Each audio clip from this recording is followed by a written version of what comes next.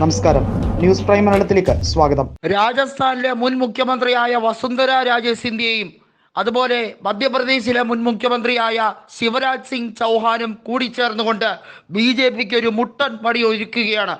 അതായത് നരേന്ദ്ര ദാമോദർദാസ് മോദി എന്ന ഇന്ത്യയുടെ പ്രധാനമന്ത്രിക്കെതിരെയുള്ള അതിശക്തമായ ഒരു പടനീക്കത്തിന് വേണ്ടി ഇരു നേതാക്കളും സംയുക്തമായി തയ്യാറായി കഴിഞ്ഞിരിക്കുന്നു. ഉത്തരേന്ത്യയിൽ തന്നെ ഏറ്റവും ശക്തിമത്തായ രണ്ട് സംസ്ഥാനങ്ങൾ ഉത്തർപ്രദേശ് കഴിഞ്ഞാൽ പിന്നെ മധ്യപ്രദേശും രാജസ്ഥാനും തന്നെയാണ്. ഗുജറാത്ത് പോലെ തന്നെയാണ് അവർക്ക് മധ്യപ്രദേശും വലിയ വിശ്വാസമാണ്. രാജസ്ഥാൻ മാറി മറിയുകയാണ്. കോൺഗ്രസിനും BJPക്കും ഒക്കെ മാറ്റങ്ങൾ സംഭവിക്കുന്ന സംസ്ഥാനമാണ്. അവിടെ സ്ഥിരമായൊരു ഭരണം ആരും കാഴ്ചവെച്ചിട്ടില്ല. 5 കൊല്ലം കൂടുമ്പോൾ മാറ്റം അനുഭവപ്പെടുന്ന ഒരു സംസ്ഥാനമാണ്. എന്നാൽ പോലും BJPക്ക് ഇത്തവണ വസുന്ധരയെ പിടിച്ച് മുഖ്യമന്ത്രിയാക്കാത്തതിൽ വലിയ രീതിയിലുള്ള അമർഷമുണ്ട്. അവിടുത്തെ BJPയിലെ സംസ്ഥാന നേതാക്കൾക്ക് അമർഷമുണ്ട്.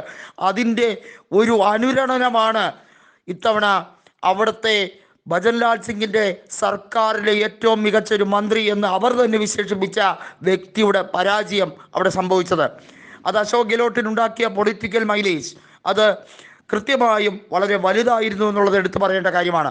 ഇക്കുറി ലോക്സഭാ തെരഞ്ഞെടുപ്പിൽ രാജസ്ഥാനിൽ നിന്ന് അശോക് ഗെഹ്ലോട്ടും സച്ചിൻ പൈലറ്റും ഒക്കെ അതിശക്തമായ പ്രചരണത്തിന് ആഹ്വാനം കൊടുത്തിരിക്കുകയാണ്. സച്ചിൻ പൈലറ്റ് ഇത്തവണ ലോക്സഭാ തെരഞ്ഞെടുപ്പിൽ മത്സരിക്കുമെന്നുള്ളത് ഏറെക്കുറെ ഉറപ്പായി കഴിഞ്ഞിരിക്കും. അദ്ദേഹം അജ്മീറിൽ നിന്നായിരിക്കും ലോക്സഭയിൽ മത്സരിക്കുക എന്നുള്ളത് കൃത്യമായി കഴിഞ്ഞിരിക്കുന്നു. ആൽവാറിലോ അജ്മീറിലോ അദ്ദേഹം മത്സരിക്കാനുള്ള സാധ്യതകൾ വ്യക്തമായി കഴിഞ്ഞിരിക്കുകയാണ്. മധ്യപ്രദേശിൽ രാഷ്ട്രീയ കാലാവസ്ഥ, അതായത് കോൺഗ്രസിൽ നിന്നിരുന്ന പല MLA-മാരും BJPയിലേക്ക് ചേരാൻ പോവുകയായിരുന്നു. എന്നാൽ ശിവരാജ് സിംഗ് ചൗഹാന്റെ അനുകൂലികളായ നിരവധി MLA-മാരുണ്ട്. 60ഓളം MLA-മാർ ശിവരാജ് സിംഗ് അനുകൂലികളാണ്. അവർ വർഷങ്ങളായി ശിവരാജ് സിംഗ് ചൗഹാന്റെ നേതൃത്വത്തിലുള്ള ഭരണത്തിൻ്റെ ഭാഗമായിരുന്നു. അവർക്ക് വലിയ അതൃപ്തിയുണ്ട്. അവിടെ മോഹൻ യാദവ് മുഖ്യമന്ത്രിയായതിൽ വലിയ തോതിലുള്ള അതൃപ്തി അവർ പരസ്യമായി തന്നെ പല തവണ പ്രകടിപ്പിച്ചതാണ്. എന്നാൽ ദേശീയ നേതൃത്വം വലിയ തോതിൽ അവർ കണ്ണുരുട്ടിയപ്പോൾ ഇവർക്ക് തൽക്കാലം ഒന്നും ചെയ്യാൻ കഴിയാത്തൊരവസ്ഥയിലേക്ക് മാറി. എന്നാൽ ലോക്സഭാ തെരഞ്ഞെടുപ്പിൽ ഒരു വലിയ പണി BJPക്ക് കാത്തിരിക്കുന്നു എന്നുള്ളതിന് കൃത്യമായി അടിവരയിടാൻ കഴിയുന്ന ഒരു നിമിഷം കൂടിയാണ് രാജസ്ഥാനിലെയും മധ്യപ്രദേശിലെ അവസ്ഥ. രണ്ടിടത്തും BJPക്ക് 8ൻ്റെ പണി കൊടുക്കാൻ വേണ്ടി തന്നെയാണ് വസുന്ധരയും അതുപോലെ തന്നെ ശിവരാജ് സിംഗ് ചൗഹാനും പ്ലാൻ ഇട്ടിരിക്കുന്നത്. തെരഞ്ഞെടുപ്പിൽ ഈ രണ്ടിടത്തു നിന്നും സീറ്റുകൾ ഗണ്യമായി കുറയും എന്നുള്ളത് മാത്രമല്ല, ഈ രണ്ടിടത്തും ഭരണം തന്നെ അട്ടിമറിക്കപ്പെടുന്ന രാഷ്ട്രീയ സാഹചര്യത്തിലേക്ക് കൊണ്ടുപോകാൻ ശ്രമിക്കണം. അതിൽ ഏറ്റവും എളുപ്പമുള്ള സംസ്ഥാനം രാജസ്ഥാനാണ്. മധ്യപ്രദേശ് അത്ര എളുപ്പമല്ല.